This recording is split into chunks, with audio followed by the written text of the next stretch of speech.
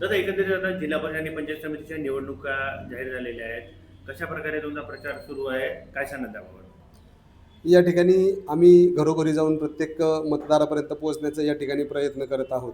आणि आपण जर याच्या पूर्वीचा इतिहास पाहिला तर या ठिकाणी धनशक्ती आणि जनशक्ती यांचा बऱ्याच वेळा या ठिकाणी जो काही युद्ध झालेलं आहे, तर याच्यामध्ये आम्ही यावेळेस लोक जे आहेत, मतदार जे आहेत, जनशक्ती जी आहे, त्यांच्या माध्यमातून आम्ही या ठिकाणी प्रचार करून ही निवडणूक लढवण्याचा प्रामाणिक प्रयत्न करीत आहोत.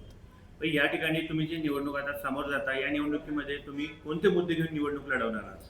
निवडणूक लढवत असताना जे काही पंचायत समिती, मी विनाकारण खोटी आश्वासनं देण्यापेक्षा जे खरे मुद्दे आहेत की पंचायत समितीच्या माध्यमातून शेतकऱ्यांना मी जे मगाशी सांगितलं त्या पद्धतीनं त्यांना ज्या काही योजना असतील त्या पुरवण्यासंदर्भात असतील, त्याचप्रमाणे पंचायत समितीच्या माध्यमातून आपली कदमाकुस्ती ग्रामपंचायत आहे त्यांच्या माध्यमातून आपल्या गावामध्ये काही सुविधा आणता येतील. विकास करण्याच्या ऐवजी ज्या सुविधा आहेत, उदाहरणार्थ आपल्या इतर रस्ते आजही चांगल्या पद्धतीचे नाहीत.